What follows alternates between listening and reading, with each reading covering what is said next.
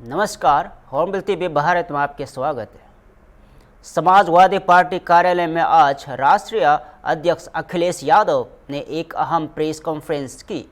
इस दौरान उन्होंने उत्तर प्रदेश में चल रही एसआईआर प्रक्रिया और मतदाता सूची से बड़े पैमाने पर वोट काटे जाने को लेकर गंभीर सवाल खड़े किए। अखिलेश यादव ने एसआईआर प्रक्रिया के दौरान मृतक बीएलओ के पीड़ित परिवार को 2-2 लाख रुपए की आर्थिक मदद देने की घोषणा भी की। उन्होंने कहा कि उत्तर प्रदेश देश का सबसे बड़ा राज्य है और यह एसआईआर प्रक्रिया का किसी भी राजनीतिक दल ने विरोध नहीं किया था। अखिलेश यादव का आरोप है कि ड्राफ्ट मतदाता सूची आने के बाद उनकी आशंका सच साबित हुई है और करीब 3 करोड़ वोट काट दिए गए। उन्होंने दावा किया है कि मुख्यमंत्री पहले ही कह चुके थे कि लगभग 4 करोड़ वोट काटे जाएंगे। सपा अध्यक्ष ने कहा कि इतनी बड़ी एक्सरसाइज से साफ है कि इसके पीछे किसी साजिश की आशंका है। उन्होंने मेरठ, लखनऊ सहित कई जिलों में लाखों वोट काटने का दावा किया और चुनाव आयोग की भूमिका पर भी सवाल उठाए। अखिलेश यादव ने मांग की है कि पत्र मतदाताओं के नाम दोबारा जोड़े जाए और वोटर आईडी को आधार से जोड़ा जाए। बहुत सारी जगह पर अखबारों के माध्यम से और हमारे कार्यकर्ता बता रहे हैं कि अभी भी वोटर लिस्ट में गलतियां हो रही हैं। इसीलिए हमारी मांग है कि वोटर लिस्ट को अगर आधार से जोड़ी जाए, क्योंकि आधार में सब आंकड़े हैं। आपकी रेटिना का इमेज है, बायोमेट्रिक है, शायद ये 2 चीजें कोई डबल नहीं बना सकता है। इसलिए आपके माध्यम से हमारी अपील है, फिर मैं वही बात कहता हूं कि आधार ऐसा बनाया जाए जो दोबारा कोई ना बना ले। सुनने में आया कि भारतीय जनता पार्टी के पास बूथ स्तर पे वो मशीनें हैं जिससे वो आधार नकली बना लेते हैं। समाजवादी तमाम निष्ठावान कार्यकर्ताओं ने ये जानकारी दी है कि जब भी चुनाव होता है भारतीय जनता पार्टी ऐसी मशीनें लाती है जिससे आधार बना लेते हैं, आधार कार्ड बनता है। हमारी मांग है कि आधार मेटल कार्ड बनाया जाए। जिस तरीके से बड़ी बड़ी बैंक्स के मेटल कार्ड होते हैं, जो सबसे प्रीमियम कार्ड होता है वो मेटल का होता है। और आजकल तो इतना आसान है चीजों को, अपने डेटा को बचाने के लिए। तो हमें उम्मीद है कि उत्तर प्रदेश में जो गोलमाल हो रहा है, जिस तरह की हेरा फेरी की तैयारी है, जिस तरह की साजिश है, इसी को देखते हुए देश में एक बार फिर देश फैसला लेगा कि आधार से वोटर लिस्ट जोड़ दी जाए।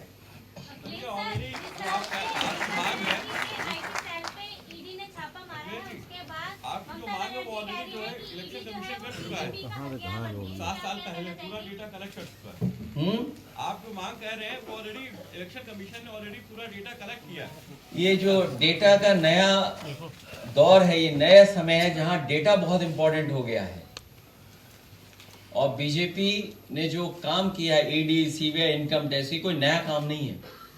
ईडी, सीबीआई के माध्यम से हम लोग देखते आए हैं। पूरा महाराष्ट्र के लीडर्स, महाराष्ट्र में सबसे ज्यादा ईडी, सीबीआई, इनकम टैक्स हुआ। अगर आप बीजेपी के हैं तो कोई ईडी, सीबीआई, इनकम टैक्स आपको नहीं पकड़ेगा। अभी सुनने में आ रहा है कि 800 करोड़ से ज्यादा का कोडिन भाई लोगों ने। अखिलेश यादव ने चुनाव आयोग द्वारा जारी आंकड़ों का हवाला देते हुए कहा कि मैपिंग के बाद करीब 2 करोड़ वोट अनमैप बताए गए हैं, जो अपने आप में बड़ा सवाल है। उन्होंने यहाँ भी आरोप लगाया कि जिला स्तर पर लगाए गए कई अधिकारी आउटसोर्स किए गए हैं और कुछ खास विचारधारा से जुड़े अधिकारियों की ही तैनाती की जा रही है। अखिलेश यादव ने कुंदरकी का उदाहरण देते हुए आरोप लगाया कि वहां निजी कपड़ों में लोगों ने वोट डाले लेकिन किसी पर कार्रवाई नहीं हुई। उन्होंने दोहराया कि वोटर को आधार से जोड़ना जरूरी है ताकि पारदर्शिता बनी रहे। सब आसाम के निकले और किराया कौन वसूल रहा था? सुनने में आया बीजेपी के लोग किराया ले रहे थे उसको। जो रोके हुए थे वो बीजेपी के लोग थे, किराया ले रहे थे। ये हमारा ग्राउंड रिपोर्ट बता ही नहीं रहा। सर एक रिपोर्ट और भी है, कुछ लोग को बाहरी जोड़ा गया जिनको लखनऊ में वोट भी दिलाया गया, उनके लखनऊ के वोटर आईडी कार्ड है। ये भारतीय जनता पार्टी इसी तरह की वोटर लिस्ट में हेराफेरी करने की तैयारी है। इसलिए चुनाव आयोग हम लोगों को मुस्तैदी से जितने आपके माध्यम से जो जानकारी पहुंच रही, प्लस ये जितने भी जिम्मेदार कार्यकर्ता नेता बैठे हमारे आसपास, ये सब जिम्मेदारी निभाएंगे। क्योंकि जितना वोटर लिस्ट हमारी बेहतर हो जाएगी और जितना हम वोट अपना बचा लेंगे और बना लेंगे, उतना ही जल्दी हम लोग भारतीय जनता पार्टी को हरा देंगे। अखिलेश जी, इस बार लखनऊ में एनडीए लगातार बिल्डोजर से कार्रवाई कर रहा है और किसानों को उनको उचित मुआवजा नहीं मिलने के कारण मध्य प्रदेश के मुख्यमंत्री डॉक्टर मोहन यादव ने आज भोपाल स्थित रविंद्र भवन में लोक निर्माण विभाग यानी पीडब्ल्यूडी के राज्य स्तरीय प्रशिक्षण सत्र का शुभारंभ किया। यह कार्यक्रम लोक निर्माण विभाग के नवाचारों, डिजिटल पहलों और अभियंताओं की क्षमता विकास यानी कैपेसिटी बिल्डिंग पर केंद्रित रहा।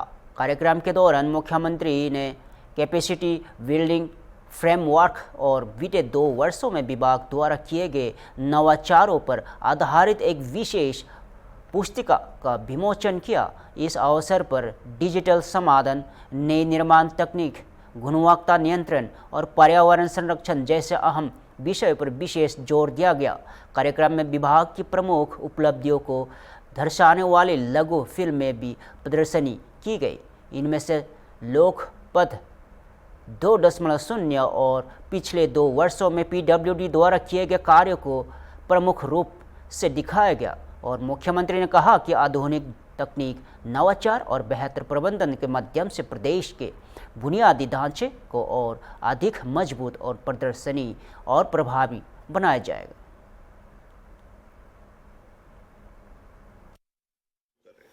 हमारे काम के माध्यम से विभाग और विभाग वालों की इज्जत बढ़ाने का काम, हमारे पैसे का सदुपयोग हो, तो इससे अच्छा कौन मुखिया खुश नहीं होगा। मैं प्रसन्नता व्यक्त करता हूं मुख्यमंत्री होने के नाते से कि हाँ, हमारा लोक निर्माण विभाग आज उस तरह बढ़ रहा है जिस तरह से बढ़ना चाहिए, जिस तरह से उसकी बारे में अपेक्षा की जा रही।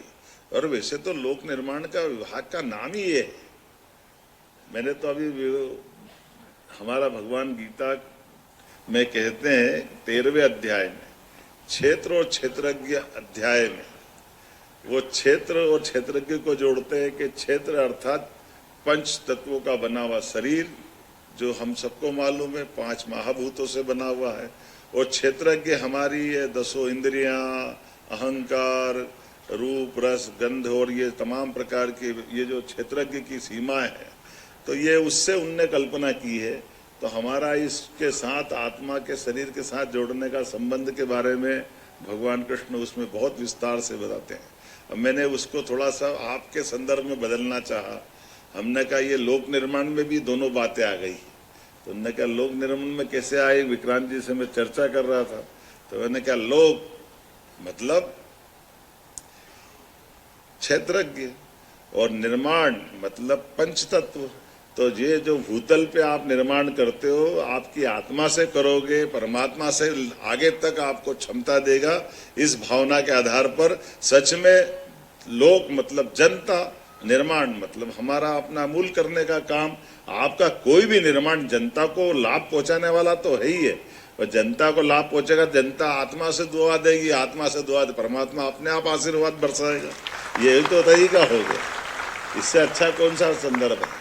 ऐसे में हम सब मान के चलते हैं कि भगवान हम सबको और क्षमता दे, योग्यता दे। सरकार माननीय प्रधानमंत्री जी के नेतृत्व में लगातार सकारात्मक रूप से सभी क्षेत्रों में आगे बढ़ रही है। मुझे इस बात की प्रसन्नता कि 2 साल से भी कम समय में विभाग ने बहुत सारे अच्छे निर्णय लिए हैं और बहुत तेज गति से काम किया। ये और गति से काम करते हैं, इसलिए इस प्रकार के सभी कार्यशाला लगाने की आवश्यकता है प्रशिक्षण कार्यशाला लगाने की आवश्यकता है। प्रशिक्षण शिक्षण तो जीवन में हमको स्कूल कॉलेज में मिलता है, लेकिन प्रशिक्षण जीवन भर चलना चाहिए। मेरी शुभकामना, बधाई, बहुत बहुत धन्यवाद। आवश्यक है कि हमारे इंजीनियर्स भी उस तकनीक से, उस सोच से और उन सामग्रियों के मामले में भी दक्ष हों। हम ये नहीं चाहते, माननीय मुख्यमंत्री जी ये नहीं चाहते कि हम केवल आपको नई नई तकनीकों के बोझ के नीचे दबाएं। हम ये चाहते हैं कि जिस तेजी के साथ में दुनिया बदल रही है, जिस तेजी के साथ में भारत में परिवर्तन आ रहा है, उसी तेजी के साथ, दक्षता के साथ आप उन तकनीकों का सहारा लेकर कार्यों को आगे बढ़ाएं। और इसीलिए ये प्रशिक्षण के कार्यक्रम और ये समय समय पर होने वाली वर्कशॉप हम आपके सामने लेकर आते हैं। और मुझे खुशी है कहते हुए, ये सब कुछ हम नहीं कर सकते थे अगर मध्य प्रदेश के मुख्यमंत्री डॉक्टर मोहन यादव जी का इसमें पूरे तौर पर विभाग को आशीर्वाद और सहयोग नहीं होता। पास हो गया था।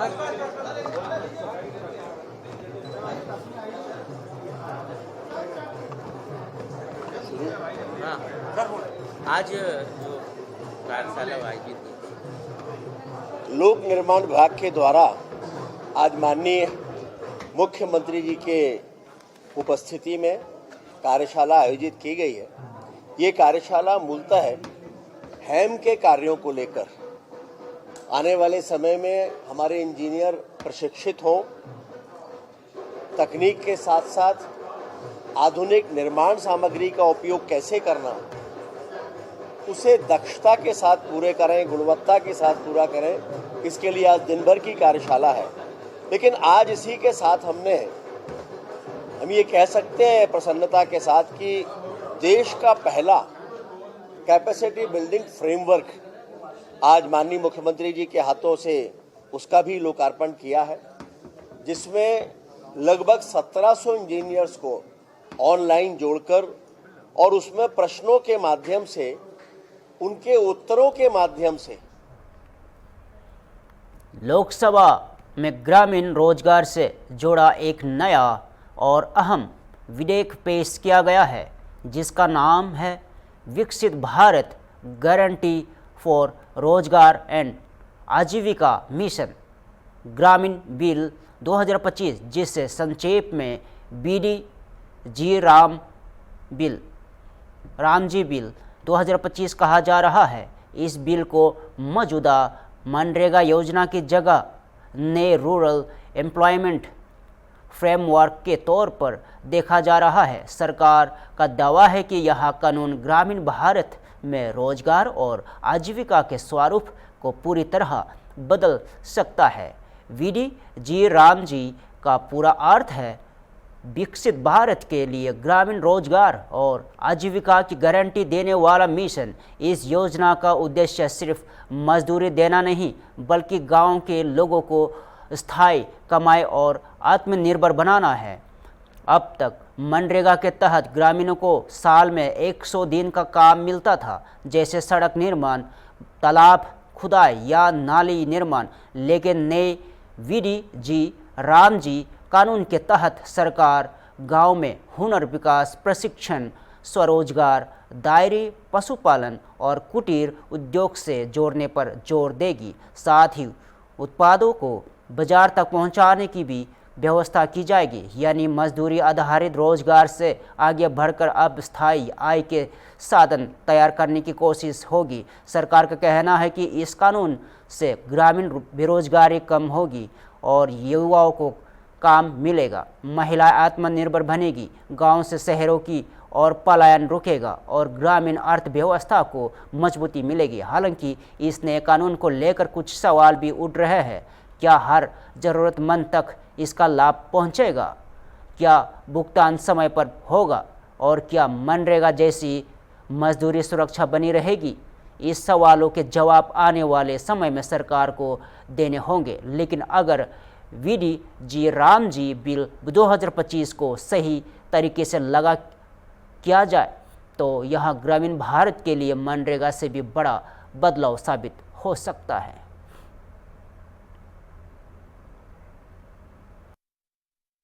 विपक्ष भ्रम फैला रहा है कि मनरेगा खत्म कर दिया, लेकिन ऐसा नहीं है कि मनरेगा खत्म कर दिया।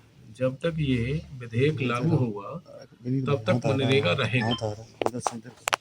लेकिन एक जानकारी हम आपके माध्यम से सबको देना चाहेंगे, बीबी जीराम जी है क्या, आम लोग जाने, सब लोग जाने, इसलिए प्रेस वार्ता बुलाई गई है। इसमें बीबी जीराम जी का फुल फॉर्म है, बी का विकसित और बी भारत, जी का है गारंटी, आर का है रोजगार, ए से है आजीविका, एम से है मिशन और जी से है ग्रामीण।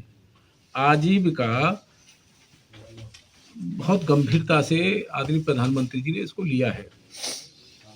विकसित भारत, गारंटी फॉर रोजगार एंड आजीविका मिशन ग्रामीण की फुल फॉर्म है।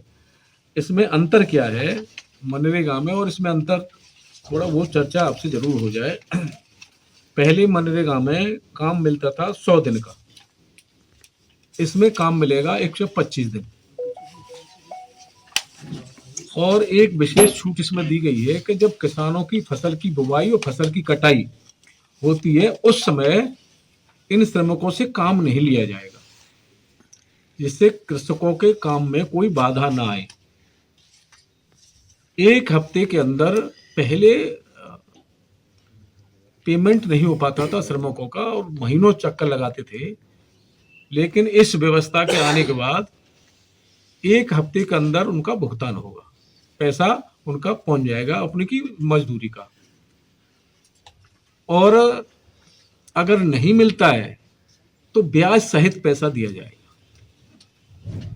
और 25 दिन 125 दिन काम का है, 125 दिन अगर काम नहीं मिलता है, जब उनको काम नहीं मिलता है तो बेरोजगारी भत्ता उनको दिया जाएगा जब तक काम नहीं मिलता। ये प्रावधान है इसमें। सबसे बड़ी बात है कि गांवों को ABC कैटेगरी में बांटा गया है। ए में विकास के मामले में ए कौन से गांव हैं, बी कौन से हैं, सी कौन से हैं। सरकार का लक्ष्य है कि सभी BC वाले गांव, बी वाले गांव भी ए कैटेगरी में हों। इसी तरह से इस वजह से ABC कैटेगरी बनाई है। सी वालों को प्राथमिकता देकर के ए में लाया जाए, बी वाले को प्राथमिकता देकर ए में लाया जाए। और इसमें AI artificial intelligence, face reading, GIS, PM गति शक्ति जैसे उन्नत टूल का भी उपयोग इसमें होगा। कोई भी व्यक्ति इसमें कहीं भी कोई फर्जीवाड़ा नहीं कर पाएगा। ग्राम पंचायत के सचिव, ग्राम पंचायत की टीम गांव में क्या विकास होगा ये वो ही तय करेंगे। केंद्र सरकार 60% पैसा देगी, 40% पैसा उत्तर प्रदेश सरकार का होगा और गांव के ही लोग तय करेंगे कि गांव में क्या विकास होना है। पहले खाली मिट्टी डालना मनरेगा में कर देते थे फॉर्मेलिटी, लेकिन अब गांव के सौंदर्यीकरण के लिए क्या होना है, ग्राम पंचायत में क्या होना है, तालाब है तो तालाब का सौंदर्यीकरण, नाली खरंजा सब उसमें आएगा। गांव के विकास के लिए जो भी आवश्यकताएं हुई गांव के ही लोग तय करेंगे। सरकार पैसा देगी और गांव के लोग उस हिसाब से अपने गांव को उन्नत बनाएंगे। ये प्रावधान इसमें इंतरा अंतर है। इसमें अवसंरचना है, कौशल है, तकनीक है, स्थानीय संसाधनों का भी बेहतर उपयोग होगा। ये सारी व्यवस्थाएं उसमें दी गई हैं। 4 प्रमुख भागों में इसको लिया गया है। सीतापुर से बड़ी खबर सामने आई है। पुलिस ने फर्जी फर्मों से GST चोरी करने वाले एक बड़े गिरोह का पर्दाफाश किया है। जानकारी के मुताबिक यह गिरोह लगभग 100 फर्मों के माध्यम से 100 करोड़ रुपए से अधिक की GST चोरी कर चुका था। पुलिस ने बताया कि यह गिरोह भोले भाले लोगों के नाम पर GST रजिस्ट्रेशन करवाता था और लकड़ी की खरीद बिक्री के जरिए बड़े पैमाने पर धोखाधड़ी करता था। सीतापुर पुलिस और SOG की संयुक्त टीम ने इस कार्रवाई में गिरोह के 7 सदस्यों को गिरफ्तार किया है। गिरफ्तार अभियुक्तों में से एक कानपुर का रहने वाला और बाकी 6 सीतापुर के हैं। पुलिस ने अभियुक्तों के कब्जे से 2 लग्जरी कार और 2 लैपटॉप, 8 लाख रुपए नकद और 37 मोबाइल और 80 सिम कार्ड और 37 ATM और संबंधित कागजात बरामद किए गए। सभी अभियुक्तों के खिलाफ कानूनी कार्रवाई करते हुए उन्हें जेल भेज दिया गया है। सर आज जो खुलासा करिए क्या नाम है? देखिए, जनपद सीतापुर में बड़ा अच्छा गुड वर्क किया गया है, जिसको हम लकड़ी GST माफिया जो है इसको हम कह सकते हैं। क्या जो आप सभी जानते हैं कि जनपद सीतापुर के अंदर लकड़ी की बहुत सारी खेती होती है और उसका आगे मंडियों के माध्यम से विभिन्न जिलों में उसको भेजा जाता है। उसमें एक बड़े पैमाने के ऊपर GST की चोरी और इनकम टैक्स की चोरी करने के लिए इसमें ITC जो इनपुट टैक्स क्रेडिट वगैरह होता है उस सभी की चोरी की जा रही थी। फर्जी फर्में क्रिएट की गई थी, लगभग 60 से 70 फर्मों को क्रिएट किया गया था और उन फर्मों के नाम से बिलिंग करके फर्जी बिल जनरेट किए जा रहे थे, उनको भेजा जा रहा था ताकि उनके ई-वे बिल जनरेट हों और रास्ते में चेकिंग प्रॉपर ना हो पाए।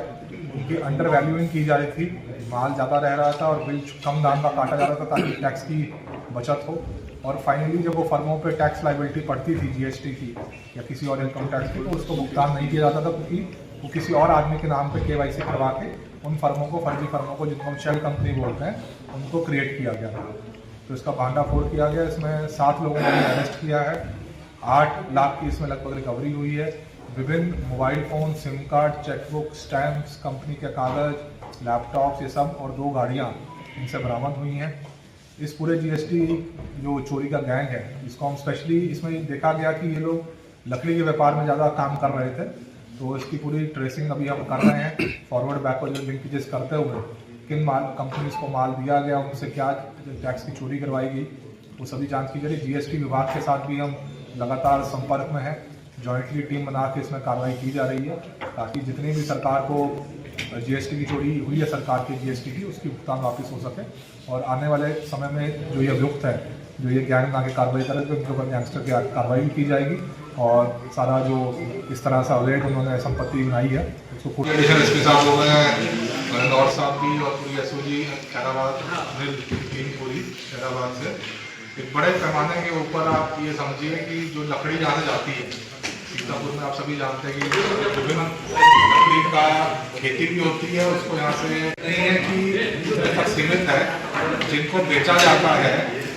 अगर मान लीजिए उनको 5 गाड़ी बेची है तो उसको 10 गाड़ियों में बिल दे दिए जाते हैं ताकि वो जो कंपनी है वो बेनिफिट ले सके टैक्स का।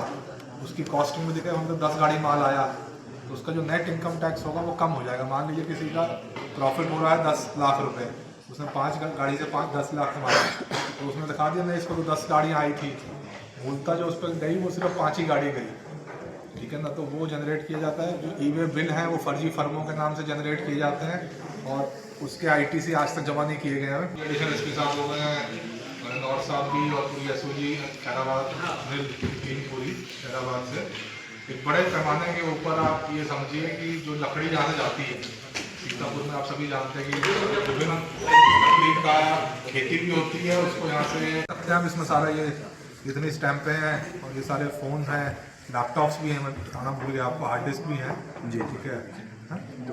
हाँ, गाड़ियाँ भी हैं इसके अंदर, उसकी भी डिटेल पूरी इसमें साझा की हुई है, तो वो भी आप सारा इसको देख लें। इसमें अभी और भी पूरा नेटवर्क हम क्रैक करेंगे, जहाँ माल बेचा गया है, क्या हुआ है इसके अंदर, कितनी फर्में थी, क्योंकि उनके बैंक अकाउंट स्टेटमेंट बहुत सालों का निकलवाना है हमें, तो वो सारी डिटेल निकालते हुए इन्वेस्टिगेशन में इसको इंक्लूड करेंगे और इसमें कार्रवाई करेंगे। इसमें प्रदेश स्तर पर भी एक SIT बनी हुई है GST चोरी को लेके, हाँ, उसमें भी हम उनसे भी संपर्क करके वहाँ पे भी कार्रवाई करवाएंगे जिले स्तर पर। Bill book, 10 pan card, chequebook है, ये सारी आपको डिटेल हमने शेयर कर दी।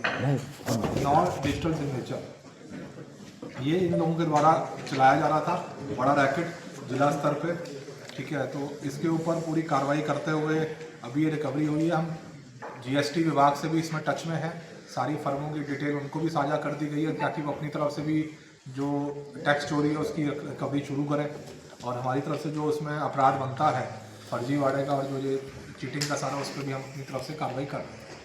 तो ये 7 लोग अभी गिरफ्तार हुए हैं और आगे जाते हुए इनके ऊपर गैंगस्टर की कार्रवाई भी सभी फिलहाल के लिए इतना ही। ताज़ा खबर के लिए जुड़े रहे होम टीवी भारत के साथ।